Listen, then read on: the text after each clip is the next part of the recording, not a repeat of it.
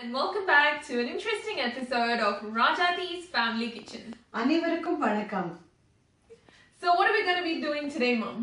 இன்னைக்கு நம்ம கொழக்கட்டை, அதுவும் அரிசி கொழக்கட்டை காரமா பண்ண போறோம். பொதுவாவே விநாயகர் சதுர்த்தி அன்னைக்கு எல்லாரும் கொழக்கட்டை பண்ணுவாங்க. அது மோதகம். உள்ளுக்குள்ள இனிப்பான பூரணம் வச்சு அல்லது பருப்பு கொழக்கட்டை எல்லாம் பண்ணுவாங்க. சாதாரணமா டிஃபன் பண்ணி மார்னிங் அல்லது ஈவினிங் டிஃபனுக்கு கொழக்கட்டை பண்ணுவோம். அதே போல நான் அரிசியை நல்லா ஊற வச்சு அதை உலர்த்தி கொழக்கட்டை பண்ணி காமிக்க போறேன். So today my mom's going to be showing you how to make korakata. Korakata is a popular South Indian breakfast dumpling, and it's also served in festivals as well, and you can eat it as snacks. Now there are two different types of this dumpling. There's a savory type and a sweet type. The sweet dumpling is usually made from rice flour, and it's stuffed with coconut, grated coconut and jaggery.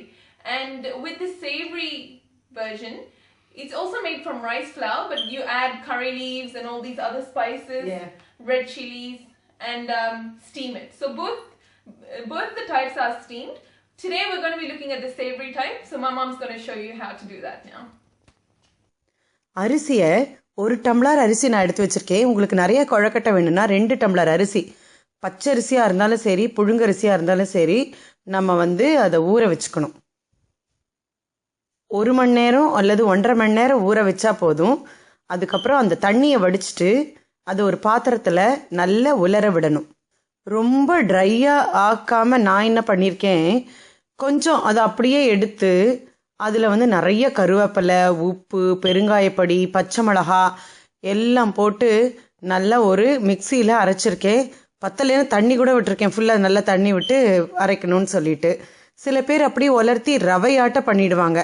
அந்த மாதிரி ரவையாக பண்ணி அதை குரணையாக உடைச்சி அப்படியும் கொழக்கட்டை பண்ணலாம். But இந்த வெட்னஸோடு பண்ணுறது எனக்கு கொஞ்சம் டேஸ்ட்டாக பிடிச்சிருக்குன்னு சொல்லி நான் இப்படி பண்ணுறேன்.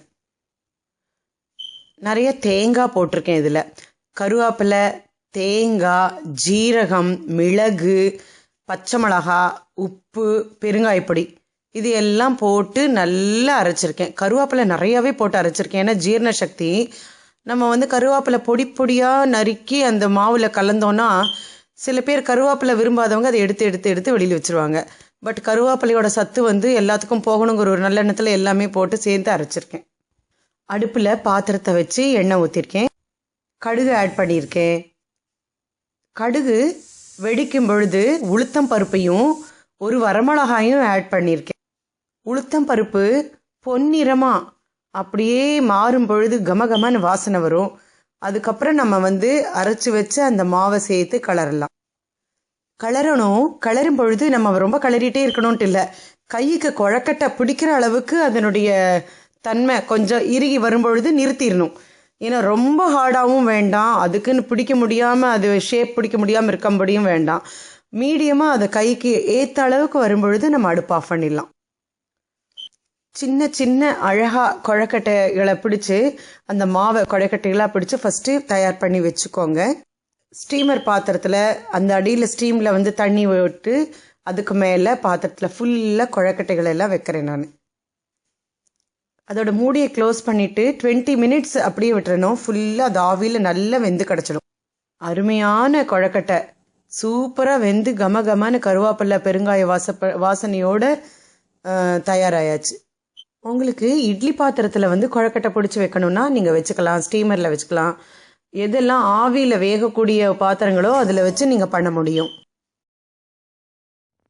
இந்த சூப்பரான கொழக்கட்டை நான் இதை ரொம்ப ஹெல்தின்னு தான் சொல்லுவேன். ஏன்னா அதிகமாக எண்ணெயே யூஸ் பண்ணல. இது ஆக்சுவலாக நீங்கள் அரிசியை ஊற வச்சு அதை உணர்த்தி தான் பண்ணணும்னு கிடையாது. எப்பெல்லாம் உங்களுக்கு நீங்கள் குரணையாவே அரிசி குரணை இருந்தா அல்லது நம்ம குரணையாட்ட 1-2 உடைச்சி வச்சிருந்தோம்னா அதில் கூட எப்போ வேணா பண்ணிக்க முடியும். என்னோட பாட்டி ரொம்ப எனக்கு கண்டா ரொம்ப பிடிக்கும். எங்கள் அம்மாவுக்கும் எனக்கும் ரொம்ப தூரத்துலேருந்து அவங்க ஸ்டே பண்ணிட்டே இருப்பாங்க. அப்போ கொண்டு வருவாங்க கொழக்கட்டை, ஒரு தூக்கு, ஒரு ஃபுல் டிஃபன் பாக்ஸ் ஃபுல்லாக கொழக்கட்டை.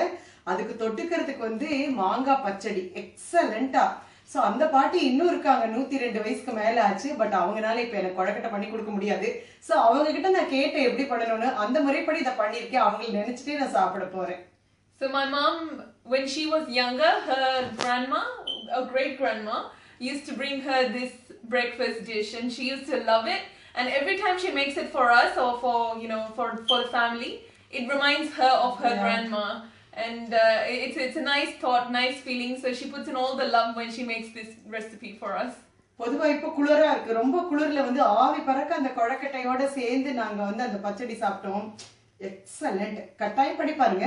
Yeah, do try it in your home and enjoy, and subscribe to our channel on YouTube.